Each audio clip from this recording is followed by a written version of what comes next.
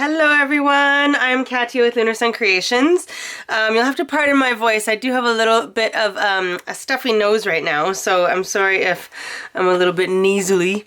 So a bunch of people were asking if I could do a video on how I made these extra background papers that I created for my Aesop's Fable tutorial. So there's some blue here. So I made a bunch of extra background papers and wanted to show you today how I created all of those. I think there's more back here. Yeah, there's another one there. I mostly use the blue and the red ones.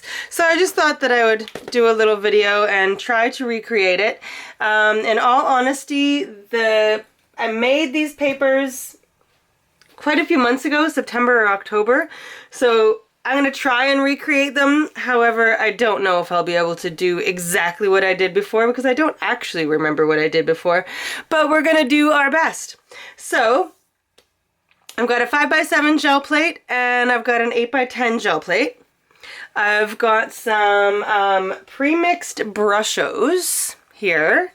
So these are what they actually look like. They're a highly pigmented paint powder.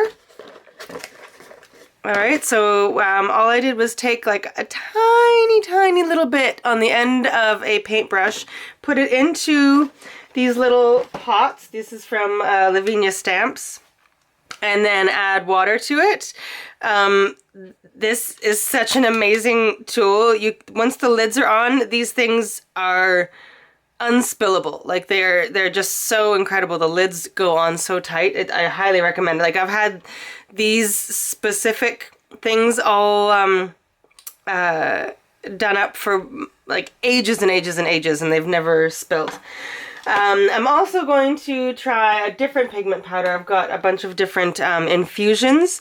So these are also a highly pigmented powder, but these ones have little tiny walnut flakes in them, which cause some really cool texture effects. I have also got a fan brush, a brayer, and some different inks. I've got a couple different distress oxides. I'm going to use some Stormy Sky and Faded Jeans for sure. And I've got a couple others that I might possibly use. I am going to try some Catherine Pooler. I've never actually tried her inks for this particular effect, but I'm going to give it a shot and see what happens. And then I've also got a couple Elements inks from Lavinia Stamps. I'll tell you the names as we go, because I'm not sure which ones I'm going to be using. So without further ado, let's just get cracking. So I am going to take some Faded Jeans Distress ink, and I'm going to put it on one, and on the other I'm going to use the Stormy Sky, because I think I used one of these two, but I don't remember which. So I'm just going to brayer some of this onto, I'm just going to do just one side and then try and do the other side with the other color. And I'm just going to brayer this on.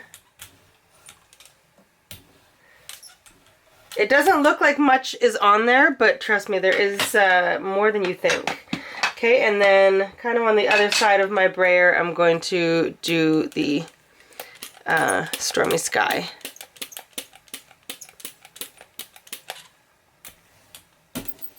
I think this ink pad might need a bit of a re-ink. I'm not sure how much is actually coming off my brayer here, so we'll see. It's all fun experimental times, you know. Okay, hopefully something is on there. So for this first one, I'm just going to take my fan brush.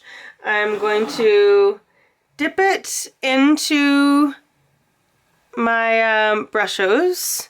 So this one that I'm dipping it into now is Ost Blue. And then I'm just going to lightly tap and get some droplets. And I'm also doing a bit of turquoise on here.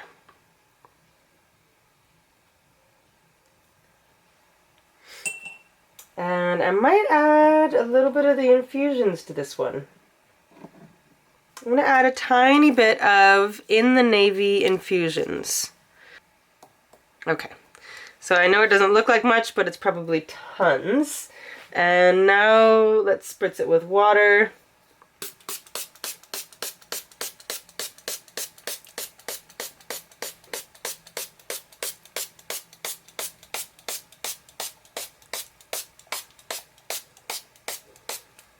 Okay, on this one, I'm literally just going to do some of the infusions in water. And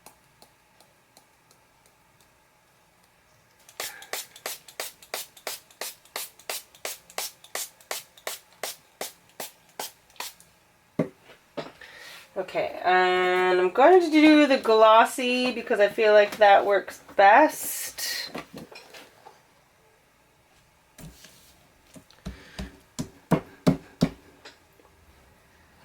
Okay, so, ooh, okay. Well, that's pretty cool. That brown in there. Oh, it's from the walnut, right? I forgot about that. I almost forgot what we used. That's quite cool. It's not what I was expecting, but I do quite like it. Okay, I'm gonna set this one aside. Okay, and what does this one look like? Okay, so it adds quite a bit of the infusions definitely add some darkness to it, which is not what I was, I wanted a little bit lighter. So let's definitely do one without the infusions. But I do like it. I'm gonna let that dry. Okay, I'm gonna clean this off and then just do one just like that, but without the infusions, just with the brushos. Let's try one of these just for giggles.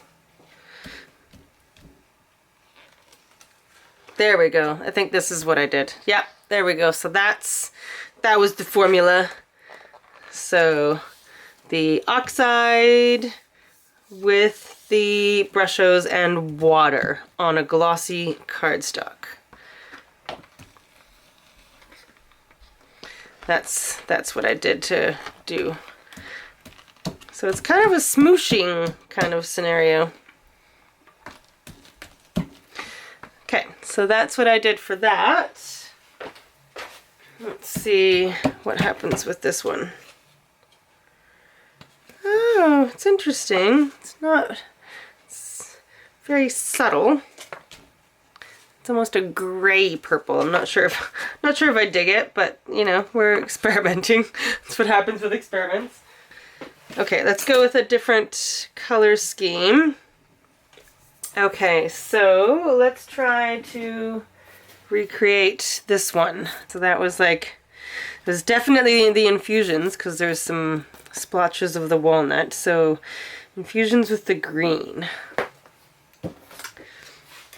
Okay, so I'm gonna go in with some Elements Olive. Let's try it on this one first. Oh, it might be a little bit much. Let's brayer that out a little, just to smooth it out. On this one, maybe we'll try a little bit of the truffle.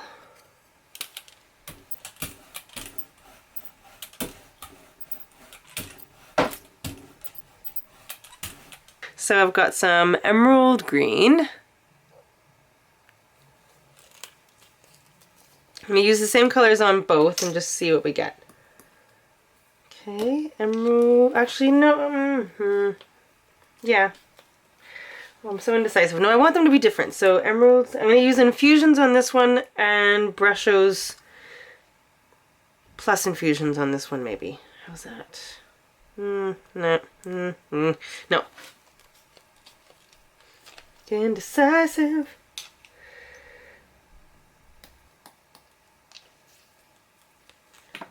Okay, and this is Olive Tree. Oh, it was way too much, way too much. I know that most people poke holes in the lid, but I want to be able to transport mine with, I guess I could just put tape on it afterwards. Yeah, maybe I should just put some holes in the lid instead of doing this way, because this is not ideal. Someone's going to say that in the comments. Just put holes in the lid.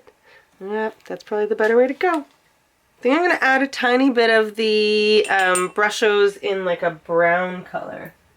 Okay, and now I'm going to add some water, and then we'll pull our prints and see what happens. I'm going to use the smooth cardstock on both of these. The glossy cardstock. I like it. It's really deep and dark. I might spritz some of it off onto the plate again and take some more prints on the same plate. Ooh, that's pretty. I like that. So, I mean, you can use these as base prints and then continue doing some like gel printing on top, like start doing some layers, and these can be some really cool base prints. And now I love that there's so much liquid on there now that even the porous cardstock is working and looking great.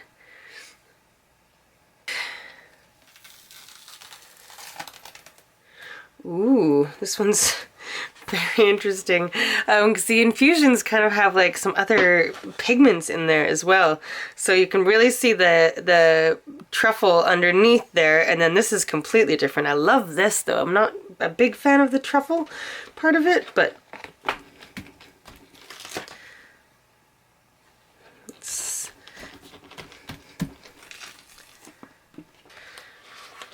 I'm loving this weird brown that's coming out though. Ooh, this is really strange, but it's also very satisfying. I really like it. I'm not quite sure what I can use it for, but I'm gonna figure something out for it. Okay, let's try doing a red, and then I'm gonna stop. At least we recreated the blue for sure.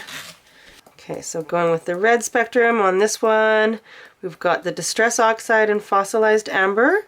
And then I'm going in with the infusions, some Golden Sands and some Terracotta. And then on the other one, we've got a little bit of Catherine Pooler Flame as the base with some brushos in a yellow and red and orange. Come on. I'm trying to go slow because I don't want too much to come out and get all crazy. Okay, so on the small one, I'm going to add water. On this one, I think I'm going to add some watered down white paint. This one is just a white acrylic paint, and I've just watered it down a little bit. I'm just going to pour some on and brayer it out. I just want a really thin layer. Oh, this is way, way, way too much paint. Just to see what kind of effect that will give me. I mean, it looks pretty cool, but I can tell it's way too much paint. Let's brayer this off. Just going to clean my brayer off, but I could probably use this as a background print for something, the base print for another gel pressing experimentation video later on. Let's see what we've got here. Okay, it's kind of cool.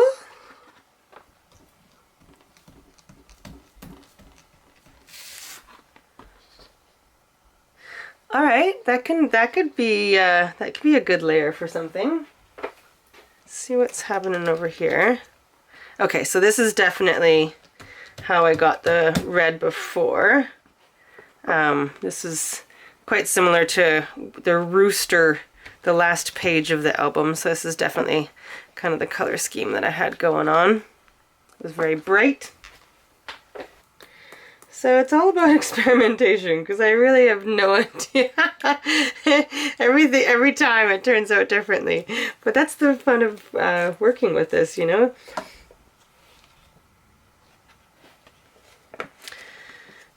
These pigment powders are so intense. It's crazy how little you need to create some deep, deep color.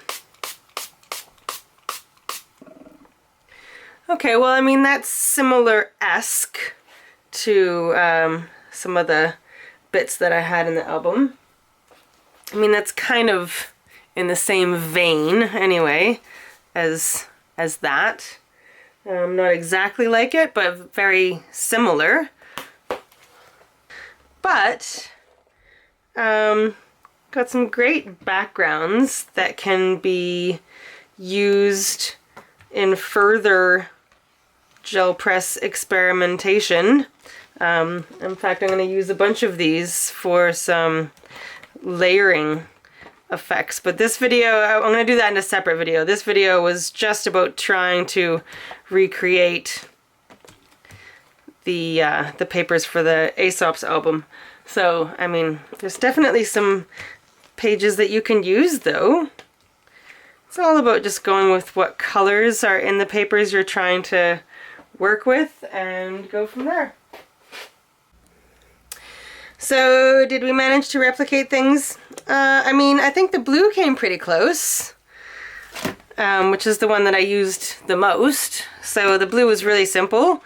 So that is literally just some of the brushos in the turquoise and the Aust blue with some water and then a glossy cardstock. The green came kind of close. This was a mix of the Infusions Emerald and Olive Green and water on just like a porous cardstock, a thinner cardstock, and that kind of worked. There was, in the album, there's a little bit more I think I probably added some of the sand color. This one was a little bit harder to create. I think part of this came close, but it wasn't as easy to create as the other things. This red one that I used for the rooster, I think this one came closest, but it's the wrong color. I think I must have added a little bit more of the yellow infusions or a little bit more of the yellow brushos.